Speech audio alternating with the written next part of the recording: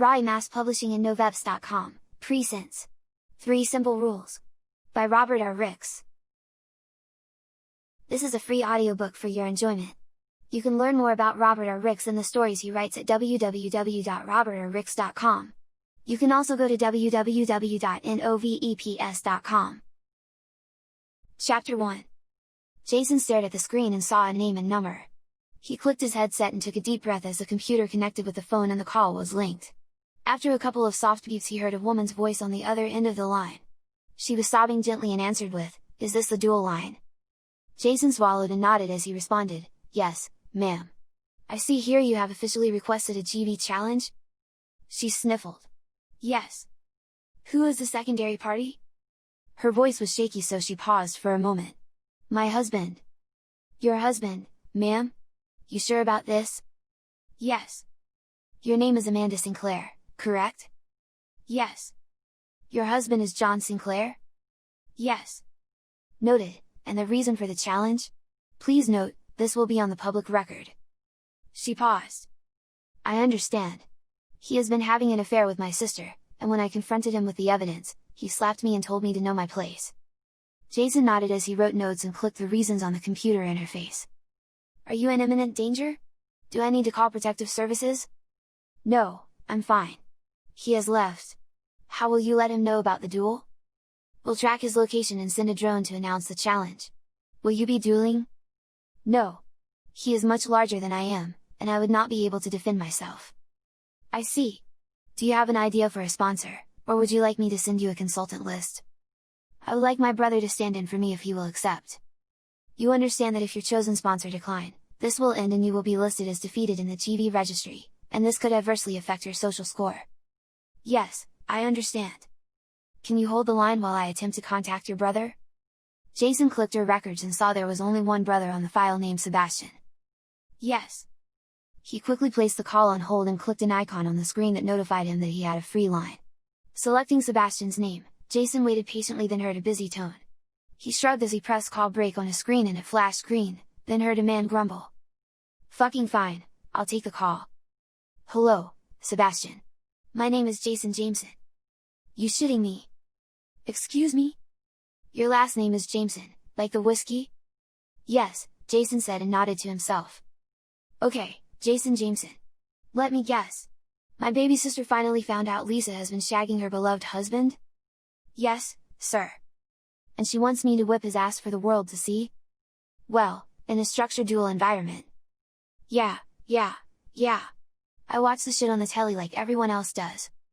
There was a moment of consideration and a sigh. "There's training and compensation?"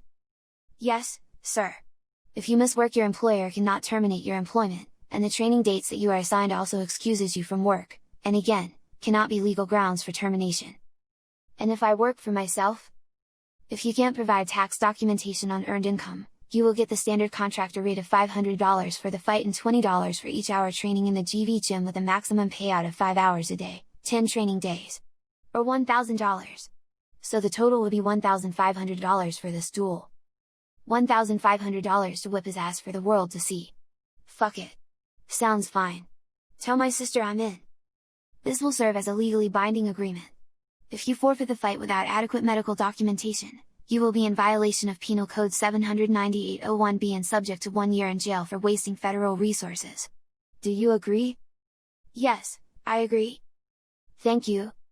Jason disconnected the call and when he could hear her breathing on the line, he nodded to himself and continued.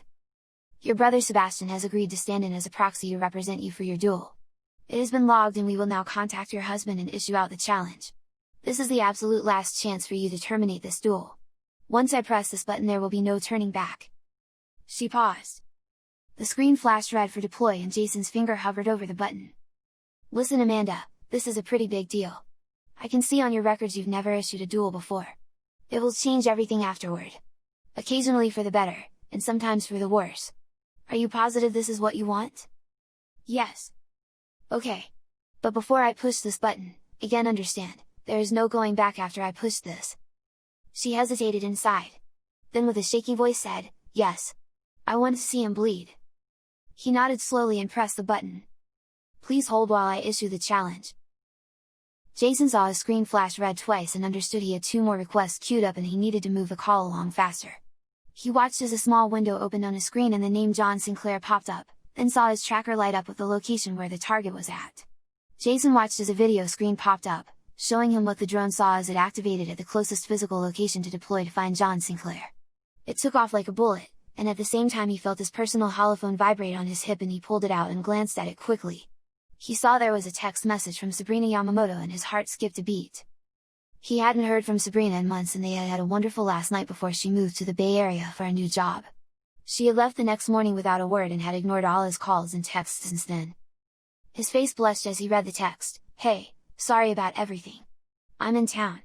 I miss you and would love to see you. When are you free?" He paused. His heart was pounding, and he wanted desperately to see her again because the one night of heated lovemaking was much more to him than a fling. She had stirred something in him that was both profound and real, and he wanted to see her badly. So badly, that he had already begun trying to take a trip to the Bay Area to look for her. Quickly he typed out, "I'm at work and get off at 9 p.m. I work at GVLA Division. Gotta go. On the job." "Yeah?" boomed a voice in his headset. Jason looked up and saw an angry man staring at his drone's camera. "Oh, John Sinclair, sir. By the authority of the LAGV department, I officially am serving you notice of a challenge on this date, January 15, 2039. "Yeah?" He snarled as the image from the drone showed Jason he was drunk. "Yes, sir. Your wife has stated the following." Jason pressed the button which had recorded her message. "He has been having an affair with my sister and when I confronted him with the evidence, he slapped me and told me to know my place." Clearly visible on the screen, Jason could see the drone was in a bar and there were dozens of people there witnessing the declaration, and many began to jeer and cheer and laugh and point. "Shut up!" he snarled at the men closest to him. "She gonna fight me herself?" he snarled. "No sir, her brother Sebastian has agreed to represent her." Jason saw fear creep into the man's eyes. "Oh, shit! Sebastian is down?" "Yes, sir." "How do you respond?" "You can concede and admit publicly your wrongdoings and your social ranking will go down, and this duel will be part of your permanent record going forward. If you agree to the duel and you win, then there will be no record of this on your social account. If I lose, then it also will go on your record and the recording of the event will be streamed and available for anyone to view at any time, in addition to the hit on your social record. Can I get one of those stand-ins? A proxy?" "Yeah, a proxy. 'Cause you know I got a bad back." "You pussying out?" yelled one of the men closest to him. "I ain't pussying out. I'm just getting some fucking info, you twat," he yelled back at the man at point blank range. "1 second while I see what the system says." He pressed the accused proxy request analysis button and John's medical records came up in the medical records of Sebastian as well. The computer did an analysis and came back with a large red display of declined. "Sir, I am sorry, but the system says you and Sebastian are suitable to duel. You cannot get a proxy. Please give us your decision now. So, I bitch up and apologize or I get my ass whooped. You will be provided 10 days of professional training, and a ref will be there to explain the rules." He considered it inside, deeply shaking his head. "I love my wife," he said defeated. "I messed up." Jason waited patiently as he saw 2 more red flashes on his screen, letting him know he had 4 waiting requests. "Sir, I need an answer." "Fuck it, I'll apologize." Jason was surprised, and the bar was as well. Everyone was silent as they all understood if they interrupted an apology and duel decline, they were subject to criminal charges of interfering with a federal GV duel. The system is ready to record your public decline of challenge. "Amanda. I know I messed up. The shit I said to you? I was angry at myself for being weak. I want you to know I actually broke everything off with Lisa months ago. The video you saw was something I forgot to delete. I am sorry and I understand if you don't want to be with me anymore. You don't need your brother to beat me senseless. My heart is already beat up 'cause I'm a fucking idiot. So, for the whole damn world to hear, I am bitching out and apologize to my wife, Amanda Sinclair, for the things she accused me of. I'm sorry." The drone had been analyzing the entire apology and showed a display of 93% authentic apology, which Jason added to the record. "Thank you, Mr. Sinclair, this concludes the duel. Have a nice day." The screen flicked off and he could hear Amanda, and in the background he could also faintly hear the recording of John's apology. "Ma'am?" Jason said to get her attention. "Yes?" "It's been declined." "Yes, I just saw it on the screen. Is there a way to force the duel?" "No, ma'am." "I see. For the record, the apology wasn't out of fear. The system shows he was 93% sincere in the apology. She considered this then laughed nervously. What happens now? The video of his apology will be stored and is available for anyone to see and is on his permanent social record. Will this hurt his job? Perhaps. I am sorry, but I have to end this call unless there are further issues you need to discuss. No, that is all. Thank you. Great, at the end of the call there will be a brief optional survey. If you are happy with the service I provided you today, you can press 5 3 times, as each question will ask you to rate my call with 1 being the lowest and 5 the highest. I hope you have a great day. Thank you. Jason pressed the end call and was about to take the next request when suddenly his grid emptied, and he stared at a blank queue. What the hell? Jason's headset beeped, glancing at the phone display he could see it read R. Jones's? He pressed the answer call and waited. Jason, do you know why I am contacting you? Jason shrugged. No, he answered honestly. You took a call during an active serve. I didn't take a call. There was a text message. Which you answered while working.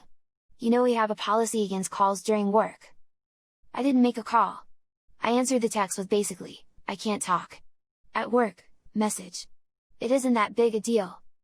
Not a big deal, huh? No. You people are all the same. You people? Seriously? What the hell? Jason wished he could say this out loud but feared losing his job. Sorry? Jason said instead, taken aback by the unveiled racist statement. Look, kid, I'm sure mommy and daddy let you get away with all kinds of shit growing up. This is the real world. We do real work here. If you can't handle the heat, we can get someone in who really wants to work. I work. I like my job. I'm good at it. Really? Yeah. So, you tell all the clients to not use GV? Wait, what? When the last client was ready to execute the duel, you tried to talk her out of it. Why? Because it was very private in nature with the situation between her and her husband. That kind of stuff can have a detrimental effect over time. Oh, I'm sorry, are you a psychic? No. Oh, then have a PhD in psychology? No. Then how the fuck do you know this? Jason could have told him right then and there that his parents had been early users of GV, and the effects didn't end well. His father continued to beat his mother and blamed his social record on her. When she had finally divorced him, she was only a shell of the woman Jason had grown up with. But instead, he gave a simple reply. I read about it. Oh, I see, you fucking read about it. Well, listen to me. When you are ready to deploy, you deploy. Fuck up again and I will shit in your pasty ass. Pasty? He held the rage in, which was growing inside of him. You get me? Yes. I get you. Sir. Yes, I get you, sir. Good, now get your ass back to work. Your system has been reset to 1. What? You got a problem? I've been busting my ass. I was 3 calls away from bonus levels. Oh, I'm sorry, was someone saving up his money for some Kenny G classics? Who? Never mind. You got a problem with it, I suggest you hit up HR. In the company manual if you have 2 strikes you revert back to 1. Okay, look man. I'm really sorry. Can we work this out?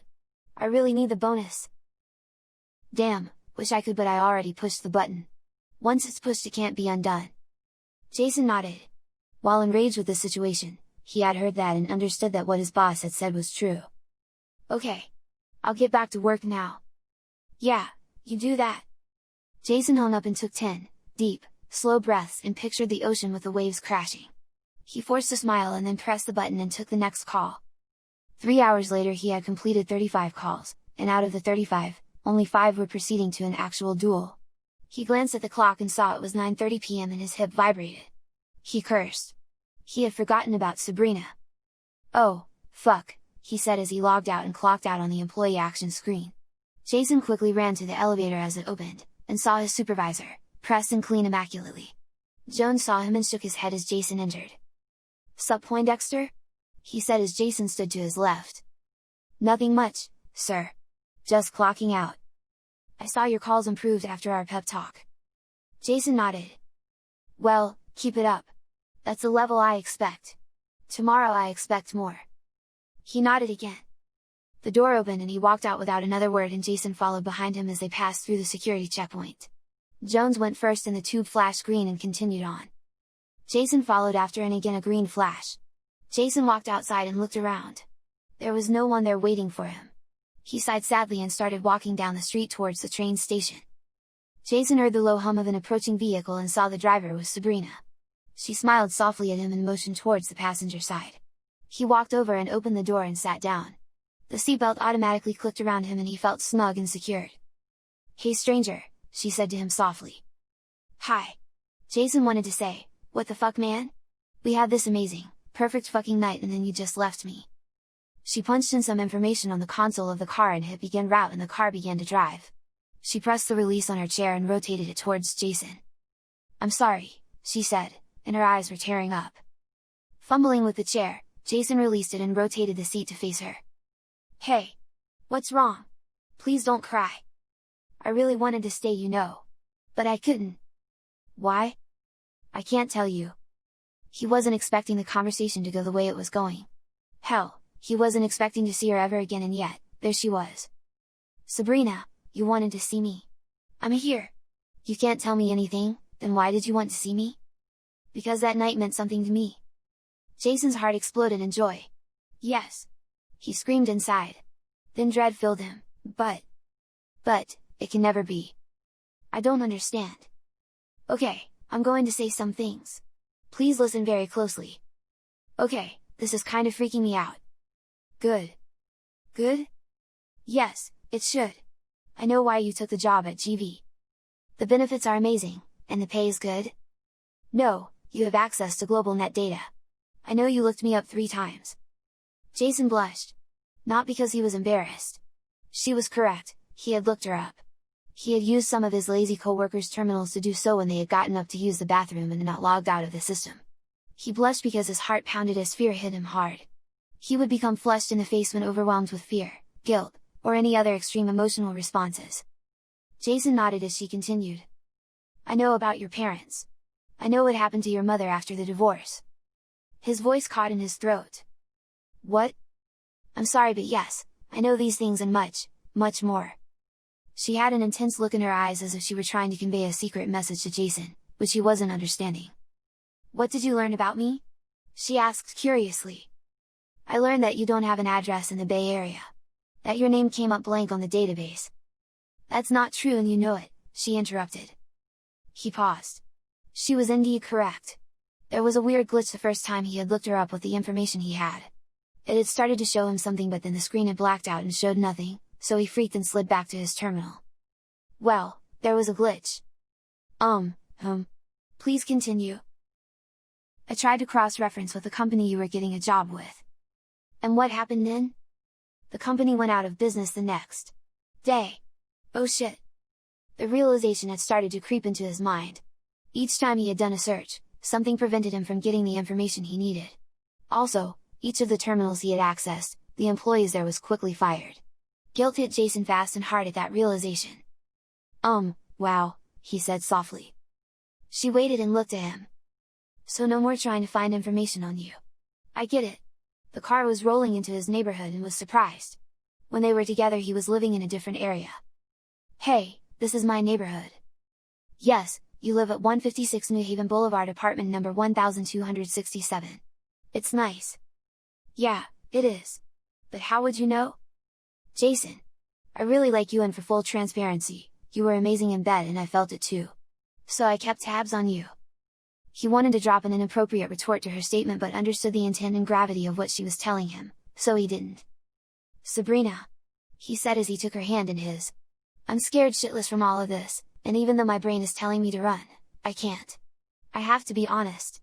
There's not a single day that goes by where I don't think about you. You are the closest thing to a living, breathing fantasy that I could ever hope to find. I don't want you to disappear again." She squeezed his hand firmly and didn't let go. "Jason, you are an idiot. A sweet, lovely idiot, you know that? I guess? You really don't know what you'd be getting into with me in your life." Terrified and exhilarated at the same time, Jason couldn't tear his eyes away from her. "You know, before the bad stuff happened with my mom, she told me something that really stuck," he said as he teared up with the soft memory of his mother. "What's that?" She said, "There's a lot of bad things in the world and the only thing that makes it worthwhile is love. So if you can find true love, the kind that can fill 1,000 books, you grab it and hold on and don't let fear stop you. She stared at Jason and nodded. Okay. Okay.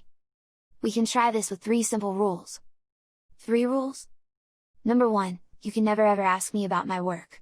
It is an odd schedule and sometimes I may be gone for days at a time. Jason nodded.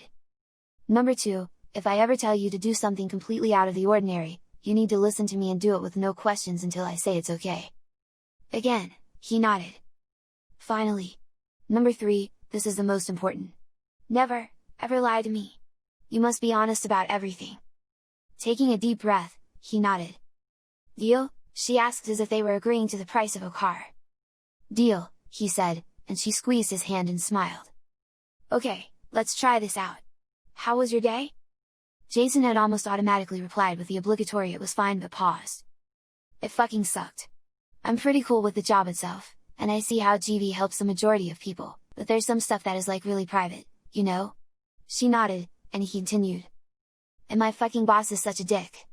I had responded to your text message and even told you I was working, and he nailed me on it. He also dinged me cause I was trying to make sure the lady I was dealing with understood what it really meant when she issued a duel. You got in trouble because of me? As he nodded, he said, yeah, I had close to 1,000 calls under my belt, and when you hit 1,000 you get a 45% bonus on your next check. What were you gonna do with your bonus money? He paused and swallowed. Shit, this honesty stuff is hard. She smiled at him. Fuck. Okay, I was gonna take a trip to San Francisco and see if I could find you. And when you got there, how did you think you would find me? That night. You know? When we would take breaks, you mentioned how much you liked the Golden Gate Bridge. She thought for a moment and her brows furrowed, and then they smoothed out again. Shit, she said with a smile. What? I'll answer in a second. With the information you had, what was your plan? I figured since you liked running and working out, that there was a good chance you'd run there in the mornings. So let me get this straight. You were going to take a trip to San Francisco and hang out at the Golden Gate Bridge with the hopes you'd see me running? Jason sighed and felt stupid. Yeah. When you say it out loud like that, it sounds like a bad idea. She smiled brightly at him. Actually, it had a pretty good chance of success. I ran there almost every morning at 6 a.m. What I'm struggling to figure out is, how you knew I ran? When you were at my place you had a big workout bag. The zipper was open. Her eyes widened. You didn't go through the bag, did you? He shook his head. No, but I saw 2 really high-end sneakers that I knew only someone serious about running would wear. She relaxed a little. Considered Jason then smiled sweetly. Okay, getting back to your boss, please continue. Yeah, so he dropped me back to 1 call. He reset my damn numbers. She nodded. What else? I think he's a fucking racist. Why do you say that? Well, he's black, right? And he calls me pasty. What else? Oh yeah, he said you people are all the same. What the hell, man? Again, she nodded. I'm sorry I got you in trouble. No biggie, not like you knew. She nodded. The car slowed and they were in front of Jason's apartment complex and the light was on in his apartment window. What the hell? I turn off all my lights. I figured you might be hungry, and regardless how our conversation went, I thought you'd like some food. Jason's stomach grumbled in agreement and she smiled. Wow! What did you get? I got you the chicken cordon bleu from Tommy's 3 blocks down. Cool! I love that place! Wait! I know a lot about you, and I wish I could share more about me. Think long and hard right now. I would love to share what I can with you, and really enjoy each other. I think we can do a lot together but there will always be a hole. Jason thought about the lonely nights he had and the emptiness that had been in the center of it. What did he really have to lose? They were still holding hands and there was an electricity that he felt between them. I'm down. Let's do this. She smiled. Invite me in for dinner? He nodded. Yes, ma'am. She shut the car down and their seats swiveled back to its normal positions and they got out of the car. As they approached the front of the building, 2 massive men stood there, watching them as they got closer. Jason stepped in front of Sabrina as he saw them begin to advance. Combined, they outweighed him by at least 500 pounds. He felt Sabrina's hand on his shoulder. Relax, they are with me, Jason. Boys, this is Jason Jameson, his friends call him JJ. Jason, this is the boys. The larger one on the left there is Mr. Black, and the other is Mr. Blue. Jason nervously chuckled, and even though his adrenaline was redlining, he thought it was fitting names. Pleased to meet you, JJ, said Mr. Black. Yeah, a pleasure to make your acquaintance, Mr. Jameson, said Mr. Blue. They opened the doors and Jason and Sabrina passed them. Pleasure's all mine, Jason said as they did. Have a nice night, ma'am, said Mr. Black. Sabrina nodded and they continued in silence until they got to Jason's apartment. They entered and there was his kitchen table, decked out with wine, food and more. He was taken aback. Isn't this what I'm supposed to do for you? He asked sheepishly. No, I'm low maintenance. Follow the 3 rules and the bonus rule and we're all good. Bonus rule? Let's eat and then we'll discuss that later. They ate and Jason was surprised that the food was still hot. His mind was reeling. He wasn't sure what to say, and so he said nothing as they ate. She had opened the wine bottle before they sat down to eat to let it breathe and now picked it up to present it to Jason, who nodded. She then poured it slowly into their glasses and Jason waited until she took a sip. He matched her action since he was a noob at the whole wine thing. He didn't drink and the wine quickly went to his head and he felt his cheeks warm. They finished the meal and then she stared at him expectantly. So, what is the bonus rule? Make love to me the way we did that first night and let me feel your passion. Jason smiled at her and followed her into the bedroom and instantly they kissed. At that moment it was as if no time had ever passed between them, and as they made love everything was right in the world, and he was happy. Chapter 2. The morning came and Jason woke up exhausted and slightly sore. He knew there would be a price for the lovemaking as his muscles had the feeling of a fresh workouts after a long hiatus. He rose and looked around and the only evidence Sabrina had been there was the faint ghost of her perfume that lingered gently in the sheets in the air. He went into the living room and noticed everything had been cleaned up and organized, down to the retro DVD collection he had, which now had been sorted and neatly placed next to the old television. On the wall above it was the government-issued Halazit, which turned on as he entered the room and showed the weather and stocks. He looked in the kitchen and everything there was also cleaned up and neatly tucked away. On the table were a folded card in a box. He opened the box and inside was a small metallic rounded object. He saw the card and read it. Last night was magical. Thank you. P.S. The earpiece is for you, please put it in your right ear. Jason shrugged and placed the device in his ear, expecting it to obstruct his hearing like an earplug would, but instead, it slightly amplified the sounds around him. Good morning, JJ, said Sabrina's voice. Good morning to you too. You working? Jason was careful in his choice of words. No, not yet. But I needed to shop, and I'm looking for an apartment near yours. You can stay here. He cursed himself for being so direct and blunt. I mean, you would save yourself some money, you know? She laughed softly. You don't play, do you? He caught himself smiling. Shit, I guess not. Too soon? No, actually perfect. I was hoping but didn't want to be too forward. He smiled as she continued. Okay, deal. I'll need to make a few changes, with your permission. It'll be messy if you come home at the time you normally do. So I'll have a car pick you up after work. Can you pull overtime? Yeah, I can stay up to 2 hours beyond my normal. Okay, do that. Then you know the car I picked you up in? He nodded and said yeah. Yup. It'll pick you up. The password to get access will be Golden Lily 71. The password was easy for Jason to remember since the Golden Lily was his mom's favorite flower, and she had been born in 1971. He didn't bother to ask how Sabrina had known this and just shook his head and then shrugged. Got it? Are you making your face right now? Jason looked in the mirror and saw his face had indeed scrunched up into intense concentration and focus. Yeah, I think so. She laughed long and hard. You are truly a breath of fresh air. You can leave the earpiece in and that way I can check in with you throughout the day, instead of getting you in trouble with texting, etc., in case I need to get in touch with you. Will that work the other way around? Yup. Just say my name and it'll activate on my side, and if I'm in a position where I can talk, I will. He smiled. Okay. Have a good day. See you later. You too. Jason continued to get ready as he always did. He walked into the bathroom and was about to call Sabrina to ask if the headset would be okay in the shower when he saw a note on the sink that read, "Headset will be fine. You can shower with it if you want. S." He shook his head and pissed long and hard, sighing in contentment as he did. He turned on the shower and got in and the water massaged him. After he was drenched, a steam blast hit him as he held his breath. The nano-cleaning particles began to scrub his skin and he leaned forward and enjoyed the sensation. A moment later the water came back on and rinsed him off. He lifted his arms and a warm breeze began and then gently blasted him with medium hot air that rolled from the bottom to top and back down again. It stopped and he stepped out. The whole process took less than 5 minutes.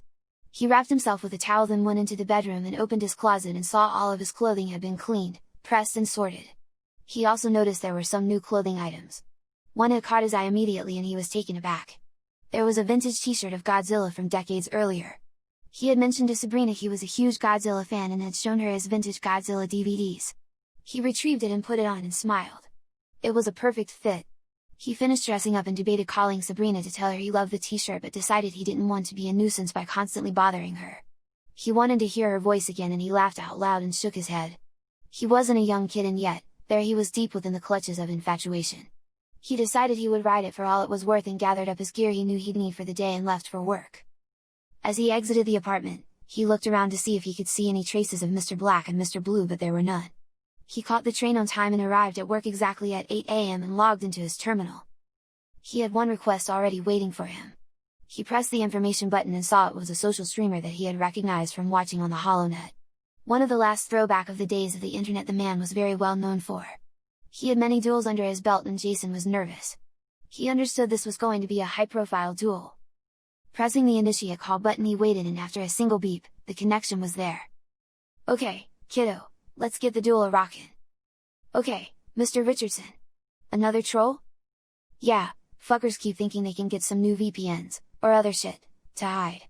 Dumbasses keep forgetting the old net is dead and with this new one." Jason nodded.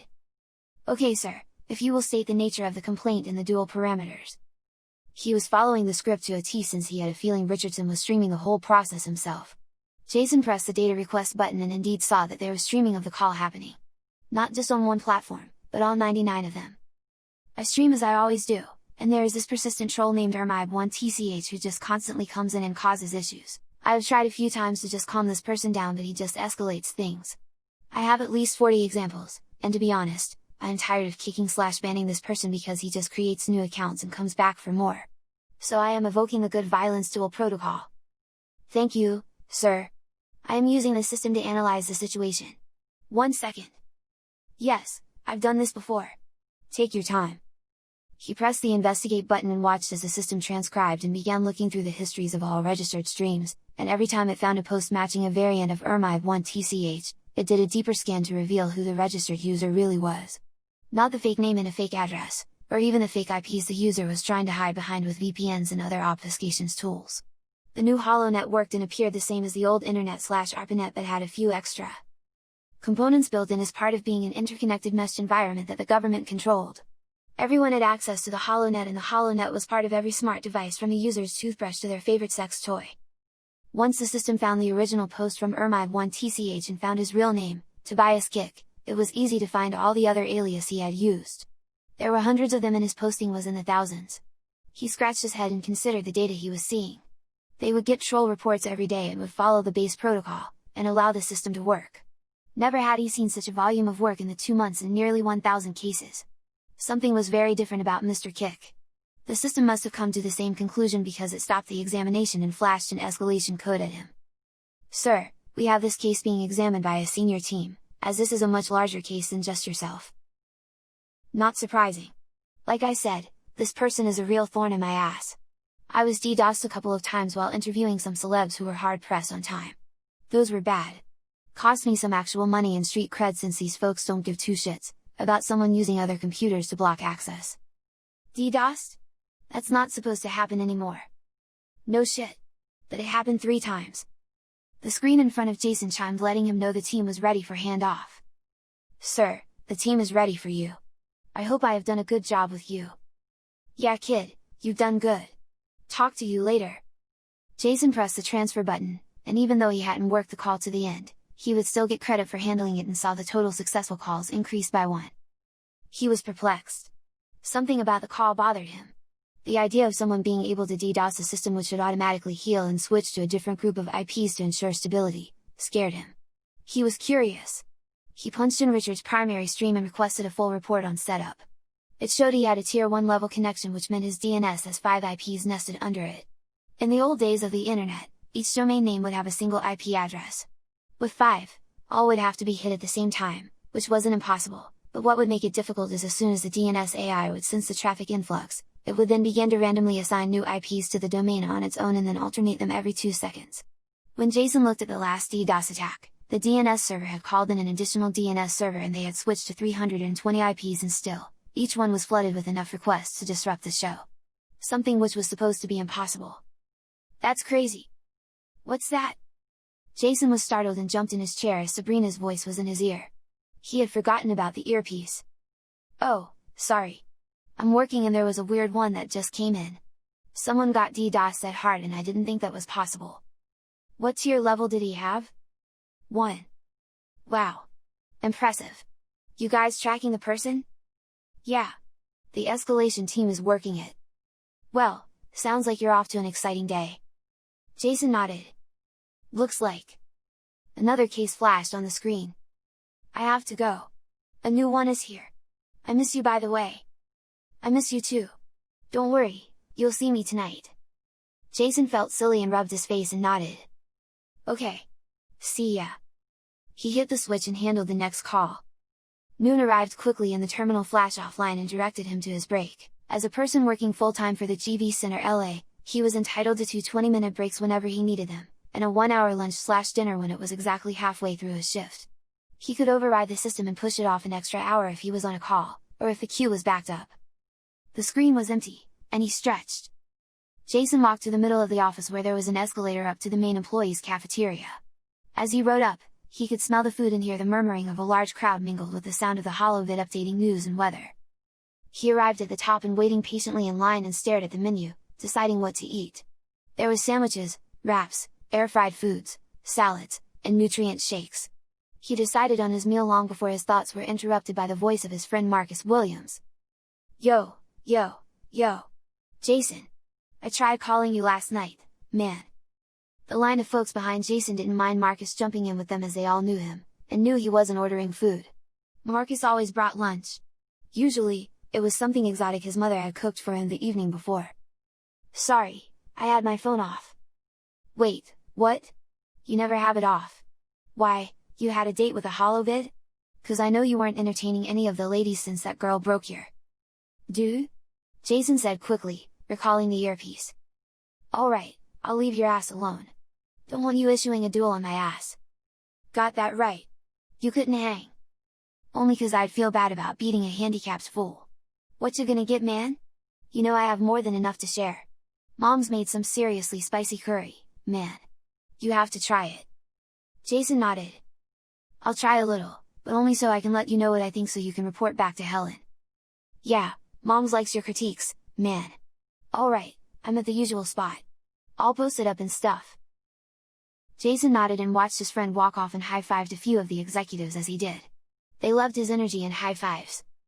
A few minutes later he placed his order and put in his employee number. It acknowledged his monthly allowance, which was enough for the meal so nothing was deducted from his personal account. Again, it was a perk of working for GV. If you played your cards right, you could eat the bare-bone meals, or even skip the meals, and at the end of the month you would have remaining credits which would roll into the vacation/sick time pool. Jason liked the meal so didn't skimp out. He walked to the normal lunchtime hangout spot and sat with Marcus. Marcus had 2 plates out and sporks. There was a large container with steam rising off of it and another container with steamed rice, also steaming. Since Marcus had clued him into the meal he was to sample, Jason made sure to get a comparable sandwich.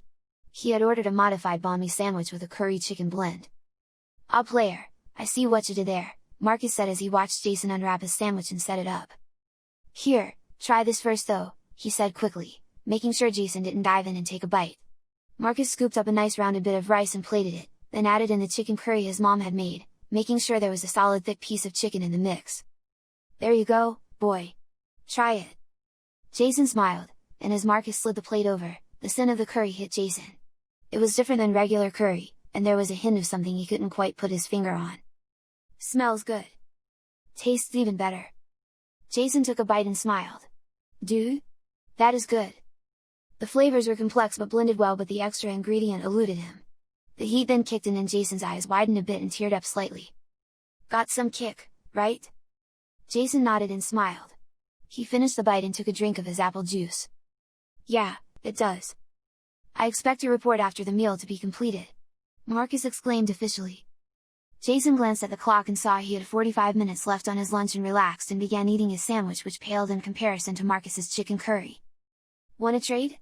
he said with a smile. "You wish." Jason grinned as they continued to eat for a couple of minutes. "So why'd you turn your phone off, man? I was gonna challenge you to some Death Duel 2000, and rearrange the basement and everything to make it more epic."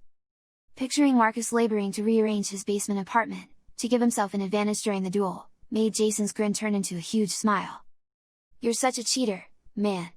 You're not supposed to try and set the stage to your advantage. Let me guess, you booby-trapped the bathroom again?"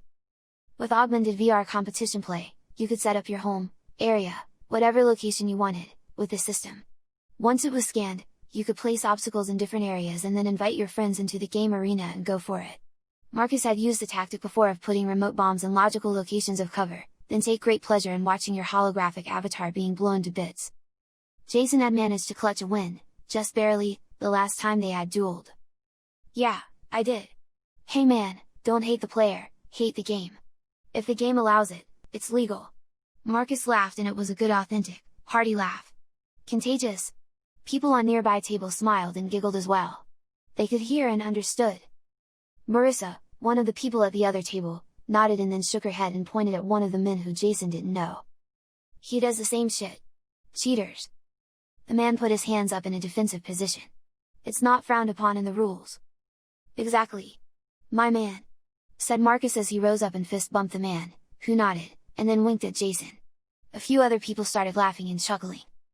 "So seriously, what's up, man?" asked Marcus as he sat back down at the table and scooped up another bite, seemingly impervious to the peppers. "Why did you shut off your phone?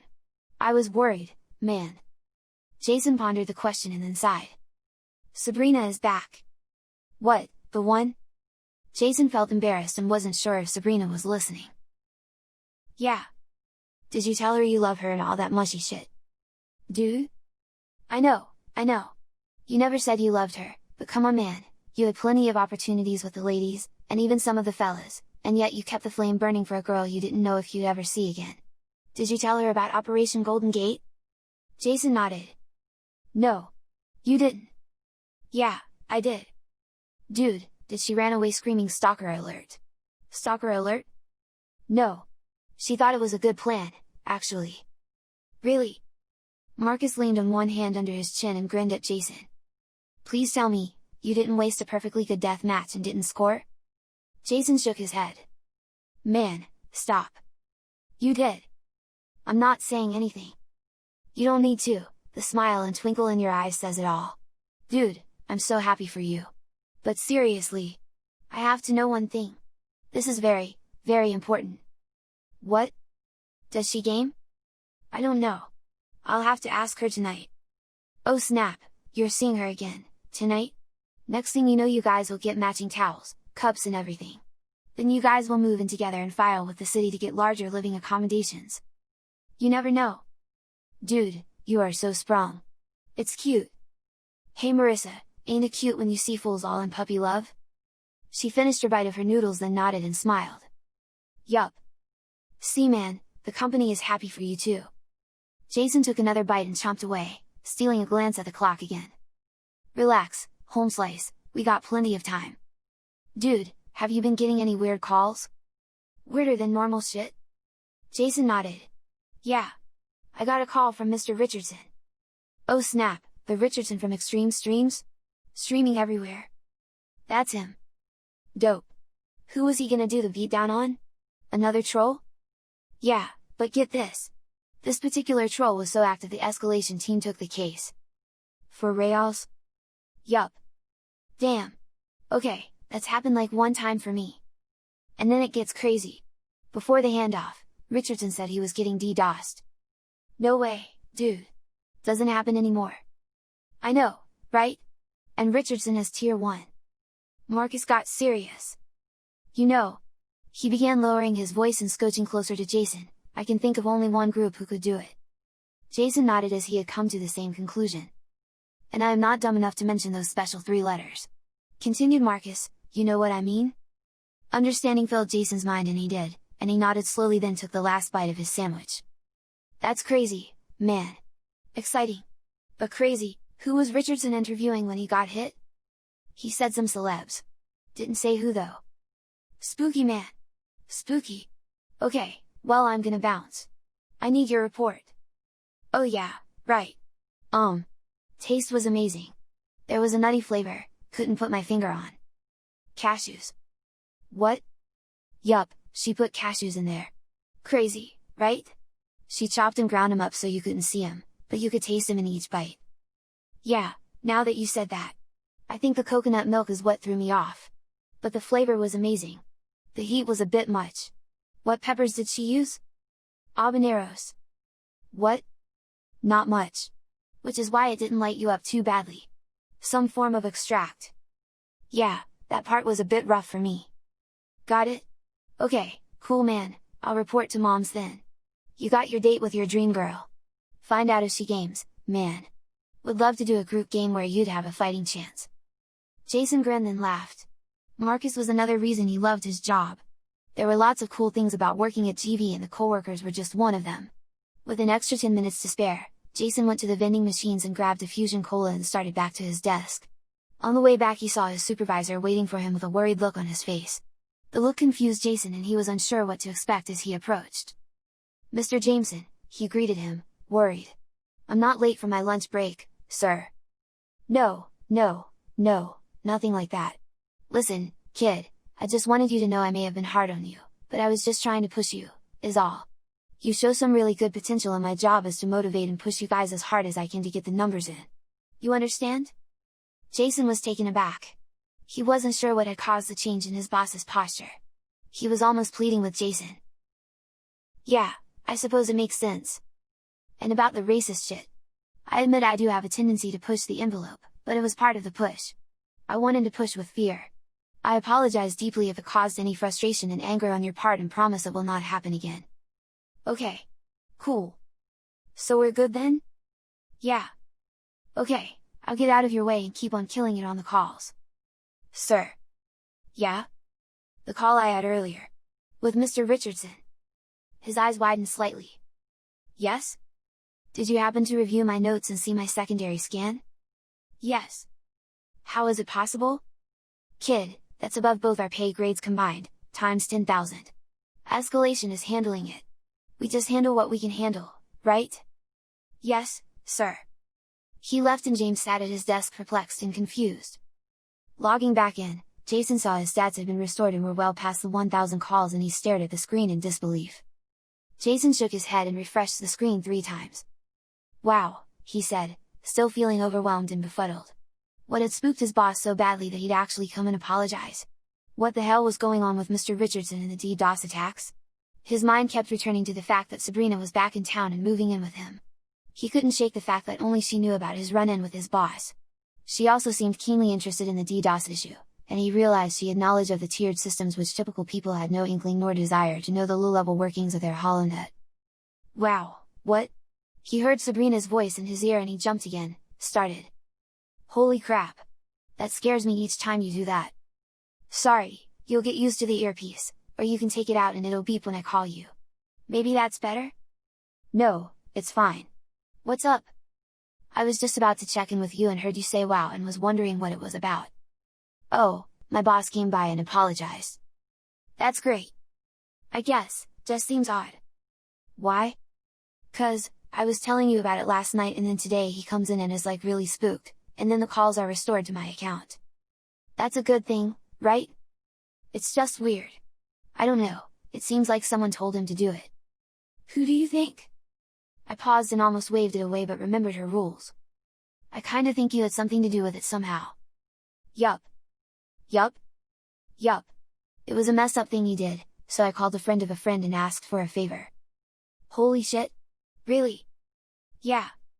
Jason was floored, there wasn't another person he could think of other than his mom who had ever stood up for him and he was speechless. Wow, again. Thank you. Oh, you'll be thanking me alright. Besides, now you have some extra play money, maybe we'll take a little trip. Jason grinned and felt his excitement as she flirted with him. I am more than happy to pay back the favor with extra. But I'd better get back to work. What were you originally calling in for? I wanted to know if there was a color you hated? Nothing really. Oh, wait. Maybe orange. Yeah, that's a horrible color. What about a soft green and light tan? Those are nice. Okay, great. I'll see you later, alligator. After a while, crocodile. Jason heard a slight tone and realized she has somehow turned on notifications, and as the line disconnected, it registered for him. He was relieved. It was, he acknowledged, a little odd having someone with the ability to listen to every conversation without you being aware it was happening. He sighed and continued the calls on the system. He worked the extra hour, and as he was about to log out of the system, an instant message popped up on his terminal. The name of the user was Big D in your mouth. The message simply read: "You are so fucked, man, you need to run now." He hit reply and typed, "Who is this?" The system then responded, "Error, no such user." He paused and considered opening a support ticket with the internal IT staff and then decided against it. The car would be waiting outside, and he was anxious to get home to Sabrina. He had been thinking about her the entire day, and his desire to see her had reached an exhaustive level. He felt like a child on Christmas Eve who had been staring at a room full of presents the whole month. He shut his machine down and then started walking to the elevator. His hollow phone chimed, letting him know he had a message waiting for him. He wondered if maybe something was wrong with the earpiece, and maybe Sabrina was texting him instead of calling. Perhaps she was sending him an illicit image, since sending nudes were considered a misdemeanor, and he knew she was wild and could be impulsive. He figured it could also be Marcus sending a meme to him, mocking him for being so sprung, as he had put it. He fished out his phone as he stepped into the elevator. There was a message from an unknown user. He almost opened it but paused.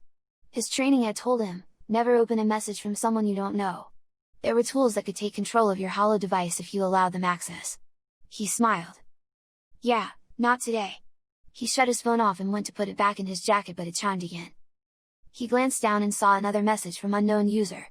He hit the block user icon and shut it off again. A moment later it chimed again. This time the message was from you're gonna die, dip, shit, trying to save you. He clicked it and opened a message that read, "I know you must think you've won the fucking lotto with that hottie. Trust me, you didn't. She is gonna fuck up your entire universe. I don't give a shit how good she is in the sack, you need to fucking run. I don't know why they've targeted you. But if you go home, you're fucked. I really hate to be the bearer of bad news, but the world ain't what you think it is. I've deposited $50,000 in your PayPal account. It's not your normal bank account. I know you have the card. You use it to buy your stupid fucking DVDs. It's a card they won't really be watching. At least not right away. It should get you going. I don't think they'll chase your ass. But then, what the fuck do I know? Oh, wait, spoiler. A lot. So, don't think with your dick. Use your head and run. Oh, by the way. Sorry about your phone. Hope you had insurance on it." The elevator opened and suddenly Jason's hollow phone burst into flames and he tossed it. Fire drones dropped from the ceiling and extinguished the blaze quickly, and then a couple of men ran out from doors hidden on the walls. "Sir, are you okay?" Jason nodded. "Weirdest shit ever. The damn phone caught on fire." The shorter of the two men nodded. "Yeah, we saw it as you were walking out the elevator. Are you burned? Hurt?" "No. I'm fine, I think." He examined his hands and there were some red marks, but he wasn't hurt. "Okay, well that's good. We're gonna need to do a report on this." He nodded. "Come with us to the security office. It'll be quick." He followed the man to the office and noted his name was Steve, and the other guard was Tom. "We'll just do an audio recording which will generate the report, okay?" "What happened?" "I was on the elevator riding down and kept getting text messages from some unknown person. I put it on block and then..." "Unknown as in the display said unknown or a name that you didn't recognize?" As Jason was answering the questions, he noticed all the screens behind the guards all displayed lots of text that made patterns that spelled out a message that only he could read from where he was sitting. It said, "Snitches get stitches." Tom noted Jason was looking at something behind him, and as he was turning to see what it was, the screens returned to normal before he could see the message. "No, the ID was unknown user." "Okay, then what happened?" "I hit block and as I was about to leave the elevator another one came in and then the phone caught fire before I could see who it was." Steve shook his head. "Fucking phones. That's like the third one this month that has caught fire. Was that one of the SAM app tells?" Jason nodded. "Yeah, the latest model. With the full R&VR 19.0 compliance. 10 terabyte model? 50, actually. Fuck me. The 50 blew up like that?" Jason nodded. Well, we're good. We'll send you a diagnostic report and it'll be on your desk in a day or so. You got insurance on it? Yeah. You want to use the machine over there to file the claim real quick? We can witness that shit for you. Yeah, can I also hit up my bank site too? All my transactions are usually with my holophone. Yeah, Chief, go ahead. That one is for public use. Just make sure to log out when you're done. Jason nodded. The guards sat back in their chairs and continued whatever discussion they were having before the event happened. Jason quickly logged into his PayPal and saw he did indeed have $50,000 sitting there as a transaction for the purchase of stupid fucking DVD collection. Who buys this shit? He logged out, jumped up and thanked the guards, then walked out of the building. The car Sabrina told him would be waiting, was indeed waiting. He was scared. The rational part of him told him to leave the area, hop a flight to his cousin's house in Florida, then figure things out from there. What did he really know about Sabrina anyway? He only knew what she had told him about her. They had been introduced from a mutual friend and went on a few dates, and after the last night they had shared she disappeared off the grid. He realized he knew next to nothing about her other than she was secretive, and seemed to have influence. Understood technology. Was in amazing physical shape. Had access to tech he had never seen before, as he considered the earpiece resting in his ear. He also knew she had helped him with the situation with his boss. She seemed genuinely affectionate towards him. And then there were her rules. Rule number 1, don't ask me about my work. Rule number 2, if I ever tell you to do something completely out of the ordinary, you need to listen to me and not ask questions until I say it's okay. Rule number 3, never, ever lie to me. You must be honest about everything. His heart was racing. He wasn't sure what to do. He heard a chime in his ear. Hello? He said softly, trying to control his voice and breathing. Hey, you! Are you okay? I see the car is still at your work. The boss being a dick again? No. Nothing like that. My phone caught on fire. Silence. After 2 long seconds. How did that happen? Someone kept trying to text me and as I was getting out of the elevator it caught on fire. Shit, you okay? Yeah, I didn't get burned or anything. I threw it fast. Scary? Yeah, the guards came, and I had to file a report. Okay, well come on home. I can't wait for you to see the surprise here. We'll get the holophone replaced quick enough. Plus, I can always talk with you this way. Okay. Jason. Yeah? You okay? You seem a little nervous. Yeah. Why? There it was. The moment of truth had arrived sooner than he thought it would. Lie? Break the rule? What would happen if he did? Would she leave him? Would she do worse? Could she do worse? She had gotten his boss to flip-flop very quickly and he seemed authentically afraid as he apologized to him. His boss was bordering on terrified. How much power did she have? Earth to Jason. Come in, Jason. Hang on a second. He needed a moment to think. He knew he had feelings for Sabrina, and he understood that there was a good chance she was using him for something. She could be faking. But why the whole elaborate ruse? He was a nobody. He had access to nothing. He had no family that had any connections to anything important as well. He was a complete zero and she was a goddess. He was lucky to even have her in his life. The person who was messaging him was a troll. What do trolls do? They fuck things up. They mess with people's heads. That had to have been it. He realized the troll was playing a twisted sick game. Probably because of the Mr. Richardson duel request. Jason was a tech assigned to the call initially. The man had proven he was an amazing hacker and could have gotten Jason's information easily. Jason's mind was made up. I had a hacker contact me and try to tell me I was in danger. Danger? Is he threatening you? Who was it? Someone from work? She was angry and the protective tone in her voice was reassuring to Jason. I think it's that asshole who was harassing Mr. Richardson. The doe, sir. Really? He was threatening you? I'm gonna send Mr. Black to you right now. Get in the car and head home. Okay. Jason ran to the car, said the password, and the door swung open. He jumped in and closed the door and the seatbelts engaged, and within seconds, was driving down the road. Mr. Black has been messaged. He'll be near you soon. What exactly did the hacker say to you? He said I was in danger and not to trust you, and also said I was fucked. He insulted my DVDs. He said not to trust me? Yeah. He told me to run, and he put money in my PayPal. How much? 50,000. What's your PayPal username? Huh? I need the PayPal username, so I can try to trace where it came from. Oh, God. Zilla. Would. Kill. Kong at hollowmail.gov. Jason heard a gentle toot of a horn and looked to his left and saw Mr. Black was in a large SUV nearby and he nodded towards him. Mr. Black is here now. Good. Give me a second, I'm not going to disconnect. You should be close to home in about 3 minutes, I think. Okay. Jason could hear some faint tones on the other end, and after roughly 20 seconds Sabrina said, "Oh, shit. Oh, shit? Oh my god. I shouldn't have gotten in touch with you. Why? I'm so sorry. You're in trouble. Damn it. What? The money that was transferred to you was from a known terrorist cell. You remember the explosion that took out the 15 schools and killed all those kids? Fuck. Yeah. I do. The group that claimed responsibility is the one that sent you the $50,000. Okay, so that's bad? Very. That alone will get you locked up while they do some very deep digging into your life. But I didn't do anything. I know you didn't. It's because of me.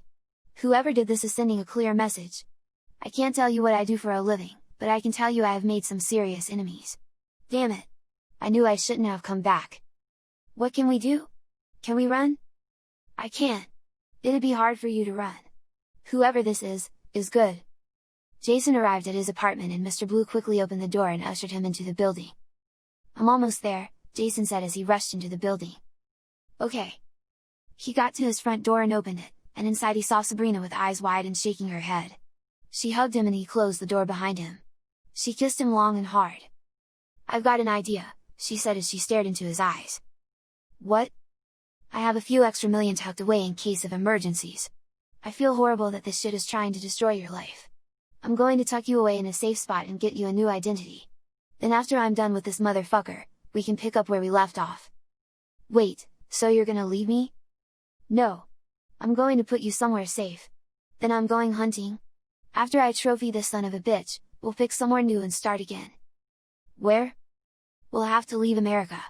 He's gonna have your record jacked pretty quick once he realizes you didn't rabbit. What if I do rabbit? What do you mean? You just said it. He's gonna mess me up when he finds out I didn't rabbit. What if I make it look like I am running? He's probably seen you arrive here. Yeah, but I can leave now. And go where? Florida? Maybe we can get him to come out of hiding and you can get him. No, it's dangerous and you don't have any training for this. How are you gonna catch him? She considered him for a moment. You know it's crazy, right? Yeah, like letting a woman who I barely know move in with me and... It was then he had noticed she had completely redecorated his apartment, new furniture, paintings, decorations, and even a sort of shrine with all of his DVDs sorted and arranged on display. You did the place up sick as hell. Holy shit. I know. I wish we could enjoy it more. What do you want to do? I can squirrel you out of here right now and get you on a flight in an hour to anywhere in the world you want to go. I have safe houses pretty much everywhere. Except for North Korea and Iran. Or, I use the PayPal card and hit the road right now. She stared at Jason and he saw fear in her eyes. Thank you for being honest with me. What can I say? I follow rules. She nodded. Okay, keep your earpiece in. I can talk with you. How does it charge? How long will the battery last? For years. The heat from your body is charging it. As long as you're not freezing to death it'll keep a charge. Seriously? She nodded. Oh. One more thing. She handed Jason a black case which had some weight to it. What is it? Something very illegal for you to have, but only if you are caught using it. It will not show up on X-ray scans. He opened the case and saw a pistol, the likes he had never seen before in real life, or in any video games for that matter. Is that a gun?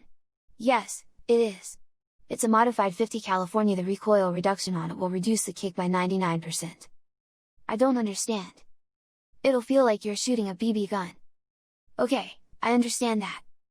It has only 6 shots, so make sure you need to use it before you use it. You think it might come to that? You never can tell. I want to make sure you're safe. The gun cloaks. There is a blue flashing button on it. If you press it, the gun is pretty much invisible. Okay. So, I'll be able to travel with this? Yeah, you'll just cover it with a magazine and you're fine. I'll talk you through it. Jason quickly grabbed a bag to throw in some clothes and when he went into the bedroom he saw lingerie laid out on the bed. I was gonna surprise you. Damn it! He grumbled as he continued grabbing gear. We so need to rain check that. She nodded and pulled him to her and kissed him deeply. You're nuts, you know that right? She asked with fear still in her eyes. Yeah, I'm beginning to think that too. I'll tell Mr. Blue you're leaving and to not follow you and have him and Mr. Black come up and cover me. Jason nodded. Okay, fuck. Wish me luck. Good luck. We got this. He nodded and put on the bravest face he could muster and began to run back outside. As he got to the doorway, Mr. Black and Mr. Blue glanced at him and ran to the apartment as they were instructed. Jason broke into a jog and headed to the train station. When he arrived, he was able to quickly pass through security with no issues and had purchased a ticket to Florida. He had a few hours to waste, so he walked to the gift shop and examined hollow mags. He found one that caught his attention that showed Mr. Richardson flipping the bird and the title read Richardson challenges the system. He paid with his PayPal, and as he was leaving the gift shop, he heard the shop's hollow phone ring. The man answered and then called out to Jason. Hey, are you Jason? The clerk asked, irritated. Yeah. You got a call here and I'm supposed to give you this hollow phone and the guy is gonna pay me. Hang on. Yes, he's coming back. Come on, you, hurry up. This is a good deal. You talk on phone. I set up phone for you, he said in a thick accent that Jason couldn't place. Jason nodded and swallowed as he took the phone and said, hello? Good shit you getting out when you did. Black Widow there would've fucked you, probably killed you and then eaten your corpse. The voice sounded high-pitched and somewhat distorted and Jason realized it was being masked. You scared me. I don't know her that well. She is scary guards. I figured play it safe and get out while I could. Yeah, better to be scared than dead. The clerk is setting up your phone. I'll be able to keep an eye on you and let you know if they're coming. Why? Excuse me? Why are you helping me? What's in it for you? Fuck, I don't know, man. White Knight Syndrome. Lapse of judgment. Bottom line is, I've been tracking your girl for a while now. You just happened to get in the middle. I saw she was gonna use you up and then do what she always does. What's that? Take out the trash. Is that what I am? Shit man, you're the one who still covets old tech. DVDs? Godzilla? Come on man. Get with the times. Like, how? Not gonna tell you how to get a life, feel lucky I'm saving your life. Man, I don't know. Sabrina, man. She's amazing. Yeah, I get that. But ask yourself how a tigress like that could settle for a sheep like you. The clerk was done and handed him the hollow phone and then reached out for his phone. Okay. I guess this is goodbye, said Jason and was about to hang up. Hang on, man. Turn your phone on first. Jason turned on the hollow phone and it chimed. Okay, gotcha. Jason handed the clerk's phone back and then went back to the platform and waited. Power off the hollow phone, said Sabrina softly in Jason's ear. He did as she instructed and waited. Okay. Try your best not to use your mouth too much to speak. Even better, look around for cameras. Make sure you're not facing them when you speak, and you can whisper and I'll hear you. Jason glanced around and saw 3 cameras across from him and 2 behind him. There was good coverage all around him. He took out a bandana from his bag and covered his nose and mouth after wiping his nose a few times. Okay, there was no way to hide my face, so I put a bandana on and am acting like the fumes in the area are bothering my nose. Can you hear me? He whispered. Loud and clear. So, I heard one side of the conversation in little bits and pieces since you had the phone on the wrong ear. Oh shit. Sorry. Habit. It's okay. Next time put it on this ear so I can hear as well. Will do. One of the displays directly in front of him began to flash. Turn your phone back on, dickhead. Looks like he wants the phone back on. Do as he says. Jason acted surprised and fished out the phone and turned it back on. It rang and he put it on his ear so Sabrina could hear the conversation as well. Dude, are you fucking dumb? Why would you turn off the hollow phone? To save battery? Why, am I in immediate danger? Yeah, shithead, until you are clear of the city, you're pretty much fucked. Why? 'Cause at some point, honey is gonna get wise that you split and come looking for ya. She's good man. Super good. If she wants to, she'll find you. How do you know? 'Cause I've tangled with her in the past and have the scar to show for it. Not the good ones you may have gotten. So, if someone else was in her crosshairs, you'd be doing the same for them? Not sure. Sometimes I feel like helping retards. Anyway, keep your fucking phone on. By the way, what's up with the bandana, you planning on robbing someone? No, these fumes are killing me. Yeah, it does stink there. Okay, keep your head on a swivel and I'll be in touch. He hung up and Jason was about to whisper something. No, don't. He's listening, Sabrina whispered. Let's try something. Chomp softly twice. Jason did as he was told. Perfect. I can hear that loud and clear. 1 chomp is yes, 2 chomps are no. Got it? Jason chomped once softly. Perfect. Okay, so we know he's got eyes on you.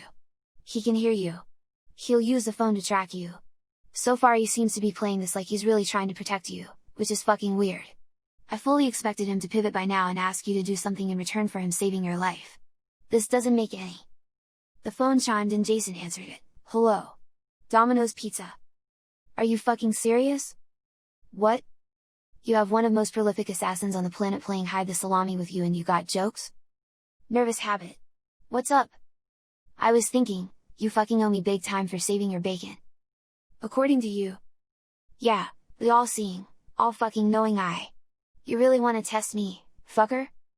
No, no, no. Sorry man. Just tired.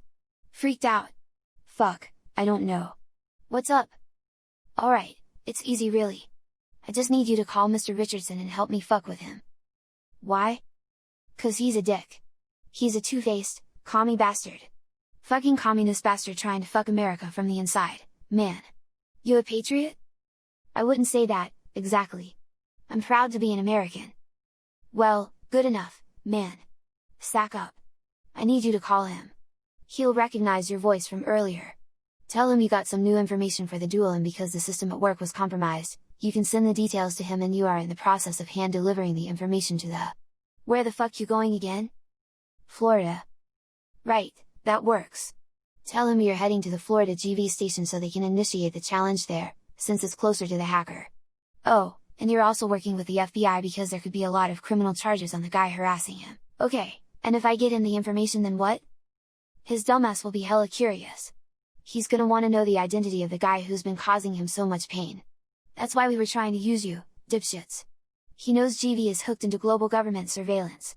He was hoping you guys would do the heavy lifting and then he'd send his Russian friends after me.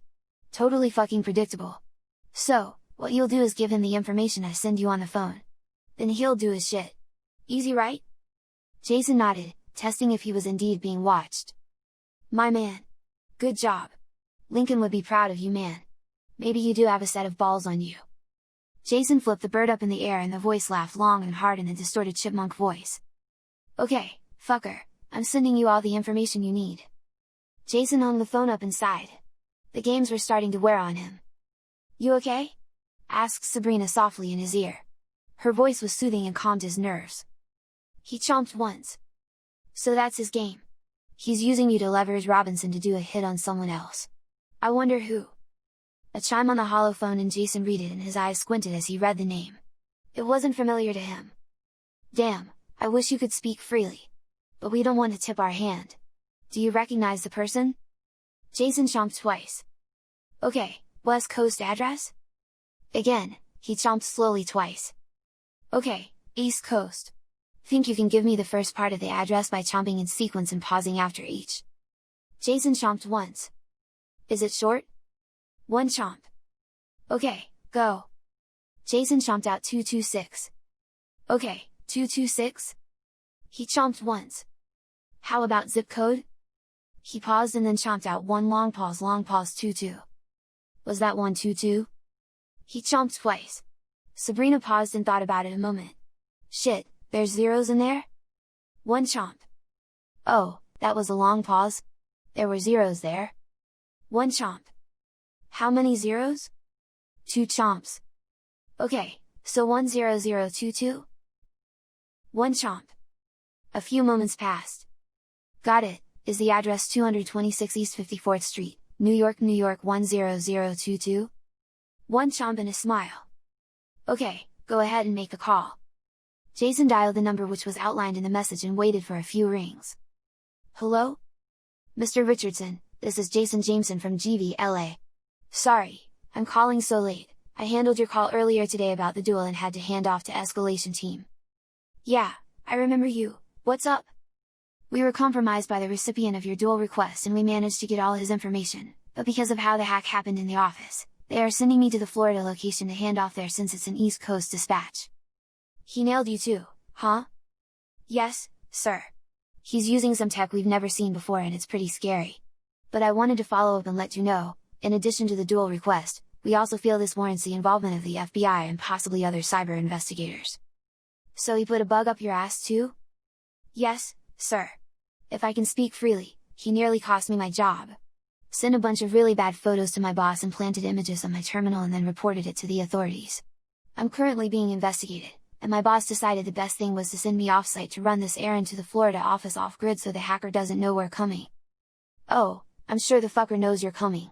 I have a solution for both of us if you'd be interested in some payback, unofficially, that is.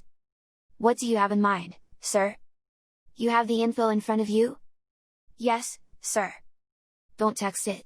Just tell me the information and I'll make sure there's payback for both of us. I'm not supposed. The fucker tried to get you in serious trouble. Maybe jail time. Yeah.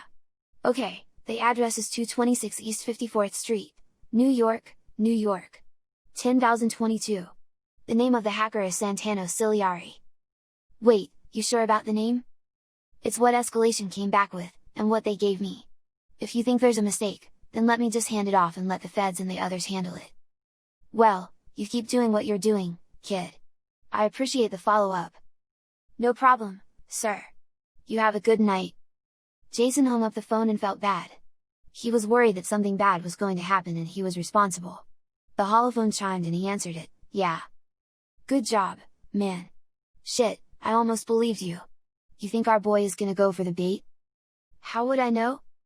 Yeah, true. Heads up, your train is coming. Make sure you take your ass to Florida like you're supposed to. Sabrina will fuck you up bad if she finds out you've been helping me, so play it cool, don't draw attention to yourself. You'll be cool, man. Jason said nothing and the line went dead. Okay. He doesn't know we're working this as well. I have a team already at the location waiting to see what Richardson does with the information. You did well. Santano Ciliari. That's interesting. He has some government contracts and is also known in the black market as Cypher. He has some tech that can crack some pretty serious encryption. It's good. It's also very expensive. He works heavily with the Russians, which is probably why Richardson was somewhat confused. If he is indeed in bed with the Russians, then why would a resource be causing him trouble? Jason had gathered his stuff and was on the train, showed his ticket to the agent, and had found his seat. He sat and listened as Sabrina continued. I wonder how we can get this guy out in the open? I'm not happy with him playing these games with you, since each time he does something like this it digs you deeper into all of it. Jason chomped once hard. Do you see any cameras on the train? There's probably a hidden one center of the car. Round domed looking cover. Do you see it? Jason chomped once. Any others? 2 chomps. Okay, find a seat where you can stretch out like you're gonna rest. The train ride to Florida will take about 12 hours, so he has to know you'd nap. The holophone has the 360 camera so there's no hiding it while it's in plain sight, but you probably have tucked it in your pocket. 1 chomp. Good. The case with the gun in. You still have it, right? 1 chomp. In the foam near the top left, there's a small black dot, it's tacky and will be a little sticky. Place your right finger on it, and then when it's on your finger, go to the bathroom and pretend it's a contact and put it on your eye. Jason didn't chomp. He didn't do anything but ponder what she was telling him to do. Jason, do you remember the rules? 1 chomp. I'm not going to lie. It will hurt, but you need to follow rule number 2 now. Do you understand me? We need better comms than this and I think we may be facing something much larger than I thought. Again, do you understand what I am telling you to do? 1 chomp. Good. Jason opened the case with the gun, which was shimmering and almost invisible to him. He searched for the black dot and almost missed it. It was the size of a droplet of water. He touched it with his right hand as was instructed and it stuck to his finger. There was an electrical feeling and it buzzed on his skin. It was also cold. He put the case away, got up and moved to the bathroom and checked if it was unlocked, then entered it. He closed and locked the door and quickly checked for cameras. There were none he could see. He examined the dot and his heart pounded. Are you in the bathroom? 1 chomp. I promise this will be worth it. Just trust me. Gently put the black dot on the center of your eye. As soon as the material comes in contact with your eye, you're going to feel some discomfort, and then there will be a lot of weird things you will see. I'll explain more when you're done. He sighed, then took a deep breath as one hand held the eyelid open and other slowly moved to place the dot on his eye. As it was nearly there, he saw the dot spread out like it had tentacles, then it leapt from his finger to his eye.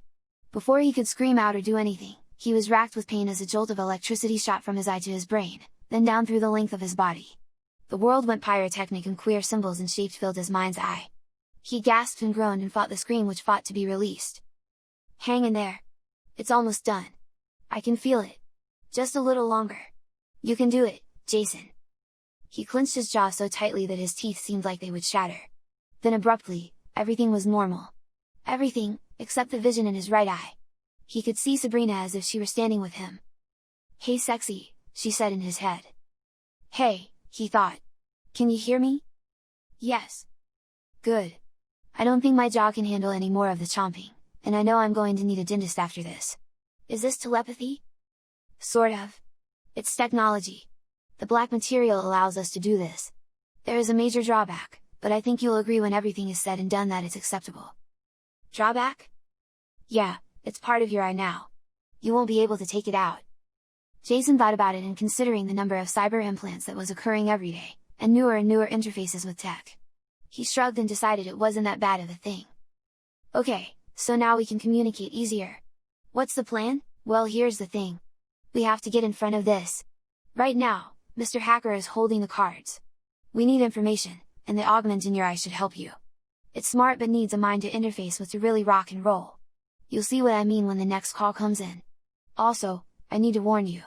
You will start to see weird things.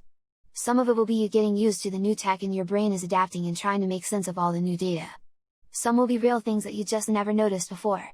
It is very, very important that you concentrate, and not be distracted and let on you see these things. Especially if this hacker is telling the truth about some of the things he said. He may be aware of a lot of secrets that the world isn't ready for yet. Understand what I'm saying?" "No, but I'm just happy no more chewing Morse code crap. I'm sure the weird stuff you're talking about will be obvious, right?" "Yes. But I feel obligated to point one out now, before you really freak out. Look at the mirror in front of you and your eye." Jason looked up and his right eye was a pulsating black mass. The eyeball was there, and he could barely see through the black membrane, and yet, he could see through it fine. It had veins on it, and as he leaned closer to the mirror to examine it, he saw there were little tentacles that were lodged into his eye. "Holy shit! Can other people see it?" "No, it's cloaked to the vast majority of the world, and more importantly, cameras can't see them. We can see each other, and you may see others with it as well. The eye will take some time to adjust and sort all the data flowing around it. When you leave the bathroom you're going to be overwhelmed with information. Just stay calm and breathe. As the eye adapts to the data it will only turn that view on when you request it." "Okay. Let's see what we can see." Jason stepped out and stopped dead in his tracks. He could see various forms of energy, 6G data flowed past and through him. He could see the data streams and feeds from cameras all around him. The data coming to and from holo devices. There was a couple video conferencing, and a man was watching illegal pornography with his VR glasses. The train car was alive with colors and he struggled to return to his chair and sat there breathing. He reclined and closed his eyes, and even with his eyes closed, there were certain energy streams which were still visible to him. "Just breathe and let the eye learn. It'll take about 30 minutes. You'll see." He did as he was told and continued to breathe deeply, but then he noticed something odd. Not in the visuals but in his breathing itself. It felt more efficient, and also, he was a little lightheaded. "Not sure if this is part of it, but I feel really high," he thought slowly in his mind. Yes, the pain you went through, and the shock to the system, caused your brain to dump all of its dopamine to compensate and help. So yeah, you're basically experiencing what runners feel when they hit the wall and push through it. It's actually quite nice. You'll feel a lot more stable after this as the eye helps boost the efficiency of the serotonin in your system. So confidence will rise as well. It's normal. This is some insane tech. Jason was about to follow that with questions, but then his mind flashed the warning on rule number 1 and he shut up. "Yes. It is. How are you feeling now?" "Good. Really good. Get some rest. Some sleep will do wonders for you." Jason nodded and closed his eyes and slept. As he was sleeping, the material on the eye continued to expand its tentacles deeper into his optic nerve until it was connected firmly with his brain. The black material shifted some of its mass until it rested firmly within the prefrontal cortex. As the material set about with its work, Jason dreamed dark, odd dreams. Chapter 3. Jason was abruptly woken by the vibration and chime of his holophone, and for a moment he thought he was at home and instantly thought of Sabrina, then the realization of where he was and what he was involved with slammed him like a hammer. He looked at the holophone and answered it sleepily, "Hello. Sorry to wake you, Twinkle Toes, but we have a fucking problem." "We do?" "Yeah. Here." There was another chime and then the screen on the holophone dimmed and began to project a holographic image that was a still frame of a person who looked a lot like Jason. But it was Jason with a modified AR-15. "What the hell am I looking at?" "It'll play in a second, make sure to turn it down a little, it gets loud." Jason turned the volume down. "What's going on, Jason?" asked Sabrina. "Not sure. That guy on the screen there kinda looks like me." As Jason said this, he was captivated by the data streams coming into the holophone, and as he examined them closer, he saw details of the streams. The servers, the hops in between each location, IP addresses, and it seemed if he focused and thought about the technical aspects of the data stream, it would drill down and give him more and more information. He examined the holo device, and as focused on it, the outer case seemed to fade away and he could see the PCB and all the components which comprised the device, and he realized he understood and knew what each one was and how it worked. What the hell? I am seeing through the holophone and it zooms in." "Yes, we'll get to that. I'm concerned about this video. That looks a lot like you." The video began to play, and it showed Jason walking up to what appeared to be a club, and he opened the front door and began to shoot into the club. A woman tried to run out past him and was shot at point blank range. He reached into a pack and tossed a few items into the club and explosions rang out. He turned and ran off the camera's feed. "What the hell?" Jason said as the video ended and a news reporter began to speak. This was the scene earlier this evening as Jameson opened fire on this establishment. The motives are unknown and the last report was, there were 16 killed, 2 wounded. "Dude? What the hell is going on?" "Fuck, kid, don't know what to tell you. I'd say this was the work of your girl, but in all honesty, I don't think they had enough time to rig up the shooting and then video splice you in. It's a fake for sure. You and I both know that. But the heat on you just went up to solar level, man. Someone has mad skills. I couldn't have done that. I'm fucking good too. Check the video splice." The video rolled back to show fake Jason as he turned to shoot. "Note the gun and the height of the person, he's taller than you. They stretched your image over him to hide him. But when they did that shit, they created some tears. You see him?" Jason stared at the video and as he focused, he saw the video being analyzed and deconstructed in front of him. He could see pixel patterns in the specific codecs used in the video encoding. Once he saw the pattern of the fake, it allowed him to examine the rest of the video and see the areas which were authentic and not doctored. He saw in the reflections of the door the faint image reflected. It was severely pixelated, and whoever had done the fake video figured it was too pixelated to be of concern, but as Jason focused the image began to reconstruct into a face. He saw the man's face clearly in his mind. "Can you see it too?" he asked Sabrina. "Yes." "Do you know him?" "Not yet, but I will soon. Keep looking and also, I want you to stare at the phone while talking with Mr. Hacker and focus on his voice." Jason did as instructed and asked, "Dude, what should I do? What would you do?" "Man, you're in some super deep shit now. Cops and everyone will be looking for you. Your social score just went super negative and you're trending on all the social platforms. I'm sure drones are out in force. Don't worry about any of that. Keep him talking but seek him out." "Yeah, but you'd figure a way out of this, right?" Jason scanned and pushed, and he almost felt as if he were traveling the data lanes. He was moving quickly, and the hacker's voice seemed to fade away and slow down to a low growl as he scanned. His mind was on fire analyzing the data and sifting through for clues. Finally, in what felt like hours, he found a glowing portal in front of him, and as he passed through he could hear the hacker say, "Wait! Something just compromised my network." And then the holophone line went dead. "Very good. We know where he is now." Jason was lightheaded and his eye ached slightly. How the fuck did I just do that? That was impossible. He had so many reroutes, and proxies, and so much protection. How long did it take? 3 seconds. I know we have rules. You and I follow them.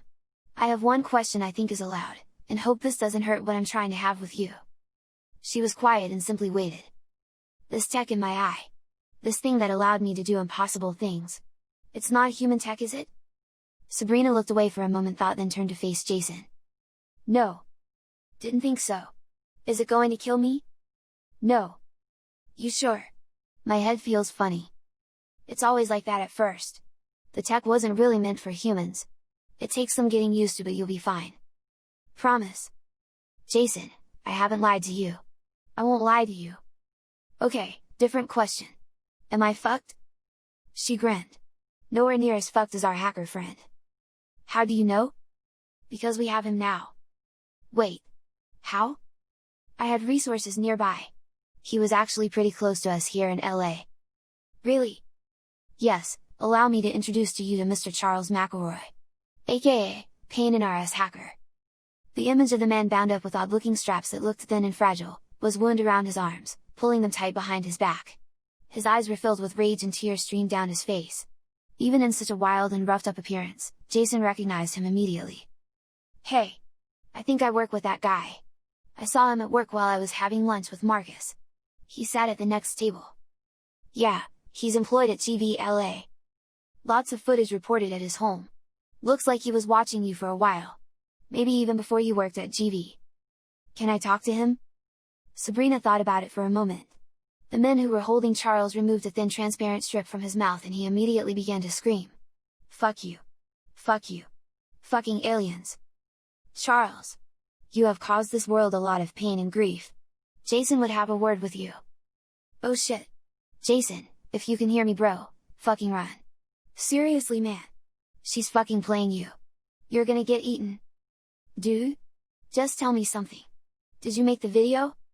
Charles looked confused for a second as if he couldn't hear very well and Jason saw one of the men had placed a black ball on the top of Charles' head, and a few seconds later he calmed down and had glazed eyes. Dude, what the fuck was the question? Did you set me up? No. Why did you fuck with Richardson? Cash, man. Good old-fashioned money honey. Plus, he was a communist asshat working with the Russians and the aliens. Jason filed away the alien reference and decided to throw that question last as he had more pressing questions. What about the address you gave me? Who was that guy? Just a mark. Got some deep web shit still, and there was a huge score on him. I took the job and figured I'd use you as the bait piece.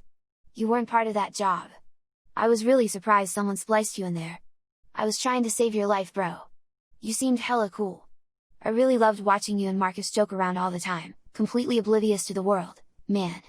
A true breath of fresh air. Respect. His words were dreamy and it was obvious that the device on his head was keeping him happily motivated. Why were you watching me and spying on me? Again, cash, man. I was hired and paid a monthly retainer to keep an eye on you after your hookup with Sabrina. Who hired you? I wasn't supposed to know. They deposited the money into my holophone and for the life of me, I couldn't trace it back to origination. But they made one teeny tiny mistake. Which was? They left absolutely no trace. No nothing. Only one way to do that. Yeah? Fucking aliens. Someone wanted to keep tabs on you after you hooked up with little Miss Sabrina. I'm thinking jealous lover, spurned boyfriend, mother, father, dragon?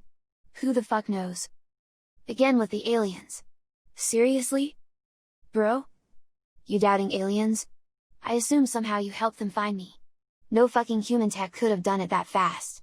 So you fucking tell me. Aliens? Jason nodded. He didn't have any other questions and he turned to face the mental image of Sabrina. She motioned and the thin plastic gag covered his mouth again and the image faded. So what happens to him now? Not sure. I know he spoke the truth. Yeah, that was obvious. That black thing that was on his head. Is it like the thing in my eye? Yes and no. Okay, so about what he said. Someone hired him after you and I were together. Anything come to mind you want to share with me? Sabrina paused and sighed. It is probable that someone did not want us to be together. Why not just kill me? Why all this elaborate setup? Because there are rules. What the fuck is it with rules? Jason, be glad for the rules. If they were not there, then you would indeed be dead. Why? I didn't do anything. Not intentionally. But you did do something. What? What did I do? You stole my heart. Excuse me? I love you. Wait, what? The frustration and anger left Jason and his heart exploded with a multitude of emotions and he couldn't make sense of any of it. Do you love me? He paused and his heart was there, pounding in his throat. Initially, he believed the intense emotions and feelings were infatuation. Then when she was gone for months and he couldn't find her, there was a part of him which was gone. He couldn't explain it. When he was with her, he felt complete. His mother used to tell him, no woman can complete a man, and a man can't complete a woman. You need to be a whole person, and she needs to be a whole person, and then the two of you will accentuate each other to heights never seen before. He had been happy before he met her, and satisfied with the life he had. He was, as far as he could tell, a complete man. Then, when he had met her, everything had changed. I can't lie to you. I won't lie to you. Sabrina held her breath, and for the first time in a very long time, she was afraid. It was an emotion she was not accustomed to, and she didn't like it. It was a power she realized Jason had. A power that no man had ever had before him, and she vowed no man after him would. Jason looked up and stared into her eyes. I love you more than anything. I would lay my life down and die for you. Sabrina smiled, and a tear ran down her face, and she nodded softly. Jason wished she was there so he could hold her in his arms and feel her warmth. You had me worried there. You had doubt? Jason asked, surprised. A small amount. How the fuck do I get out of this situation I'm in? I have Mr. Black and Mr. Blue waiting at the train station at your last stop. When you see them, they will bring you to a safe place and we will continue our conversation. I miss you. Not as bad as I miss you. Get your gear ready, your train will arrive in 5 minutes. They are there waiting for you. I want to extract you immediately, and then we can figure out how to get you out of the frying pan. He nodded and gathered up his bag and saw the gun case and was nervous. Something in him, perhaps a wiser and more paranoid self, whispered, better have the gun ready, boy. He sat and opened the case. He secured his backpack and then pulled the gun free and put it in the inside of his jacket and held it tight in his armpit. He left the case and got up as the announcement came that they were approaching the last stop. The sun was out and setting in the distance, and the sky was turning red and orange. The air was filled with ozone and there was electricity in the air. As the train doors opened, he saw Mr. Black and Mr. Blue waiting by a car. Neither were smiling and both were on alert, actively scanning the area. Mr. Black motioned for Jason. Come on, we're exposed here, he said sternly. Jason ran towards them and wasn't sure what to expect. As he got closer to the car, he saw Mr. Black's expression turn to relief as Jason got near him, and then his face contorted and shifted and he looked confused and pained. Jason looked down and saw there were an arm, and a blade protruding from the chest of Mr. Black. Rage suddenly replaced Mr. Black's face as he grabbed the arm and snapped it easily and wrenched the blade from the crumpled arm, and then bellowed something Jason couldn't understand. With one hand, Mr. Black shoved Jason to the left, and he saw another man was standing there. Without the push, a blade would have been in Jason's back. Mr. Black swung with the blade had in his other hand, and the assailant in front of him was decapitated. Blood sprayed from his neck and a large splash hit Jason, covering the front of him. Jason scrambled back and had his back to a different car as he watched Mr. Blue pull a massive hand cannon and fired off blasts that made no noise when they left the gun, but when they hit flesh there was a sickening wet splot and splish sound, and large parts of flesh were blown apart. He also bellowed in a language Jason didn't understand. Jason pulled the gun from his jacket and it was heavy in his hand. Mr. Black lumbered towards him with his free hand outstretched, and in horror, Jason saw half of Mr. Black's face disappear. What's going on? Screamed Sabrina. I don't know. We're under attack. Someone's trying to kill me. Mr. Black is down and Mr. Blue is fighting someone I can't see. No, you can see, you're just not looking. Use your eye and scan hard. Jason blinked as sweat was pouring down his face and body. Fear was pushing his heart into overdrive. It was hard to concentrate as bits of concrete, metal and glass were raining down around him. He was protected from whatever was engaged in combat with Mr. Blue, but Jason realized it was only a matter of time before whatever it was would get a clean shot at him. Focus, damn it! I need you! Jason could see an outline of a large man in some sort of armor. He was blocked by the car that Mr. Black and Mr. Blue had arrived in. Jason pulled his gun and realized he didn't know how to use it. He scanned it and the eye showed him all the configurations that the gun had. He flipped the safety and a few other knobs and heard a low hum beginning to rise. His attention was snapped back to the fight when he heard Mr. Blue scream out and his body slammed against the car. Where is he? Asked Sabrina. He's not in the air anymore. Look under the car, do you see his feet? If so, blow them off and shoot him in the face. Okay. Jason looked under the car and saw the blank, dead eyes of Mr. Blue staring back at him. No, he's not. Jason felt his body rise up and brutally slam back down to the ground. You dare lay with the princess? A voice bellowed out from empty air. Jason's eye focused and saw the man. There were rage and hatred in his eyes. A filthy human? Again, Jason was tossed in the air 20 feet high and landed hard. He felt his left arm shatter and he screamed out. The man slowly walked towards the defeated human, who was fading in and out of consciousness. Jason, please don't die. I'm coming. You have to fight. He's too strong. I heard everywhere. I know, honey. You have to live though. Please come on, you can do it. Move. Do something. Where's the gun? So heavy. Tired. Your child needs a father. Jason's eyes fluttered open and he felt a surge of energy in him. The man raised his gun and sneered at Jason. Any last word before I rid this planet of your filth? Rule. The man strained and loaded his gun and took a cautious step forward. You? Broke. Yes, you are broken. Jason shook his head slowly. Rules. With all of his strength, Jason flipped his wrist up and the man realized Jason had somehow managed to hold onto the gun. Both weapons fired at the same time. The man fell to the ground and his neck, and part of his face, were blown off and blood spurted up uncontrollably. Jason's left shoulder and a large part of his arm were obliterated, and blood flowed freely. He realized he was dying. A father? He said softly. A tear rolled down his face and he smiled. The man glared at Jason and amazingly was moving. Slowly, but still moving. Great, Jason said with a chuckle, realizing the man was going to speed up the inevitable. As the savage man got within strangling distance, and blood spurted furiously from his body, a massive blast obliterated him from the chest down. A section of the ground was missing as well, and the remaining top of him tumbled down into the hole. Jason closed his eyes and faded to oblivious. No, I don't think so. Sabrina's voice was distant. Get him into the healing chamber, now. Yes, Your Highness. Highness? It's only a title. I share the realm with my siblings. Rest my love. Chapter 4. Time passed, how much, Jason was unsure. He hurt and was afraid to open his eyes. But slowly he did and he rubbed his face with his left hand. He stared at it in amazement. He was in his bed. He looked at his window and was confused. He tossed off the covers of the bed and stood. He touched his eye and examined his hand. Everything seemed normal. He didn't see the ever-pervasive 6G spectrum or the other energy wave forms. Everything looked and seemed to be the same and yet something was different. The air had a sweet taste to it and he felt lighter. He swallowed and examined his body. No scars. Wow. Damn straight, wow, said the most beautiful voice he had ever heard. Oh, thank God. He said, and he began to sob uncontrollably. Oh, baby. What's wrong? Nothing. I thought it was all a dream. I thought I had lost you all over again. It did happen, right? All of it? Yeah. Unfortunately, the authorities of Earth still think you did what was on the video. Who? My brother. The man who I killed. We killed. That was my brother Tyrell. He set me up? Yes, and when he realized he was going to be discovered he continued to break the rules.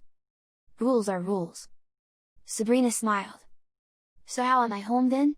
We cloaked or something? Something like that. She motioned and the entire wall in front of him faded away and he saw the expanse of space and the earth in front of him. Is that the earth? Yes. It doesn't look like the earth. Because your understanding of it has been taught to you as a lie. To keep you under control. As you see there, the earth is much larger than you could have ever imagined. Are those domes? Yes, each dome is a different zone. A different earth. Ours is there.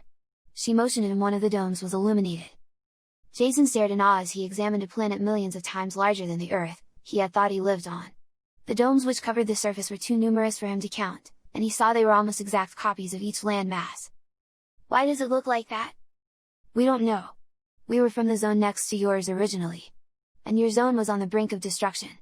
We intervened and made sweeping changes and helped usher in a new way. Humans had called it the second chance. My mom used to tell me stories of how bad it had gotten. She never explained how the changes came about. So then you're not like, a monster or something? Well actually.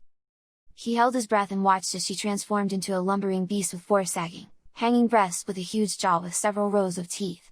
He said nothing and just stared. Do you still love me? He shrugged. With all of my heart. Gotcha, she transformed back and had a huge grin on her face. You should have seen your face. I think you actually liked my extra set of breasts. All saggy and nasty. I knew it wasn't real. Yeah, right. He pulled her to him, and he kissed her deeply. I love you, Sabrina. I love you. As she was pressed close to him, they both felt the slightest of kicks against her stomach. Jason had forgotten, overwhelmed with everything. Oh, man. I'm going to be a father? Yes. Well, you're going to have to explain how I asked your father for your hand. A look came over Sabrina's face. My father? Yeah. We're gonna have to have a discussion with him, which will be rough I think. Well, it's not like he's going to try to kill me, right? Sabrina pulled Jason to the bed and showered him with kisses. Right? Sabrina. Serious? Is he going to kill me? She laughed and pushed him into the bed and covered him with the blankets. She slid in next to him and put a finger to his lips, halting his questions. Relax, I won't allow anything to happen to you my love, as long as you follow the rules. And right now, I need you to follow the bonus rule. Oh, right. The bonus rule. They kissed and melted into each other, and the love they shared pushed away all the fear and trepidation of the future. Jason was in love with the woman of his dreams, and she was in love with him. Together they would become legends. This ends 3 simple rules. NovEps, Vol1, Issue 1. By Robert R. Ricks. This is the first story of the Utopia series. We hope you enjoyed this. If you did, please share this with your friends and family. Thank you.